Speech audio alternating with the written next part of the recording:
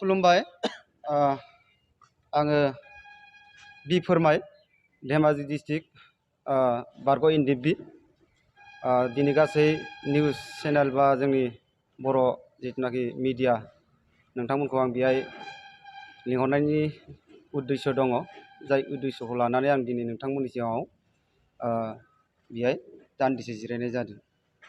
जोंनि धेमाजि जिल्ला एक्स एनडिएफबि निफ्राय लानानै धेमाजि जिल्ला मुंख्लं नखरनिसिम जोंनिफ्राय दाबि खालामहरनो नागिरदों जे थांनाय जोङो नुबोबाय थादों थांनाय जिथुनाखि 27 जानुवारियाव मुंख्लंफोरनो जे जि पेकेज होदों बे पेकेज होनायाव गासै 201 जननो होनाय जोङो नुदों बा जों खोनादों बा जोङो खुदै जोङो मिथियो।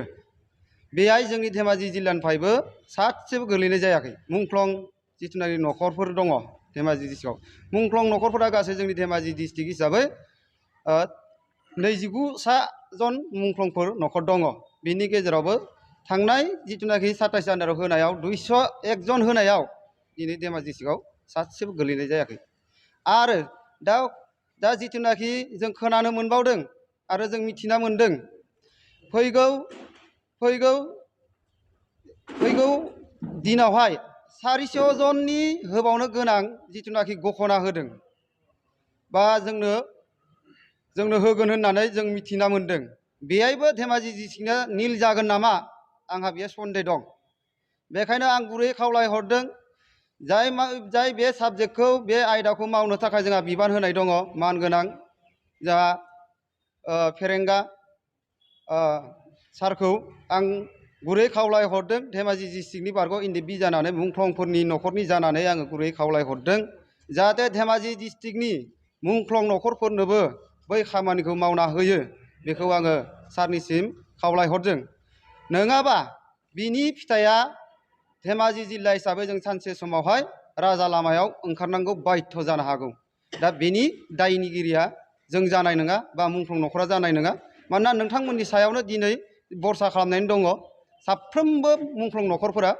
बेखायनो जाफोर नोंथांमोननि एंगेलजों मावनो लानाय बा हाबाफारिफोर दङ जाहाथे धेमाजि डिस्ट्रिक्टखौबो सिन्था धारना खालामलायनायनि गेजेरजों बा खालामनायनि गेजेरजों आरो जि मोननांगौ जा अधिकार दं मुंख्लं नखरा बे अधिकारखौ नेक्स्टनि हाबाफारिफोरावहाय जाहाथे धेमाजि डिस्ट्रिक्टखौ लांफायो आरो लांफानायनि गेजेरजों जाहाथे बिथांमोननि जि दान होनाय बा अबदान बे अबदाननि बिनिमयाव बिथांमोननि नखरा सुख सान्ति फैयो।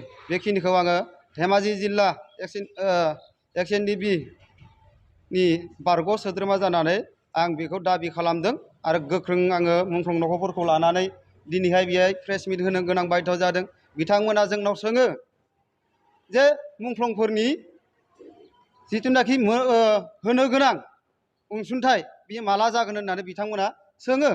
दिनै सोंनायाव आङो बारग' एनडिएफबि सासे पुरुना मेम्बार जानानै आङो मा बुंगोन मा बुङा आं बाध्य जायो दि लासैनो स्टेप बाय स्टेप जागोन। खिन्थु जागासिनो दङ होलांगासिनो दङ खिन्थु दिनैसिमबो धेमाजि डिस्ट्रिक्टआवहाय माने सासेबो जोङो मुंख्लं नखरनो जोङो बे पेकेटखौ घोषणा खालामनाय जों नुनो मोनाखै।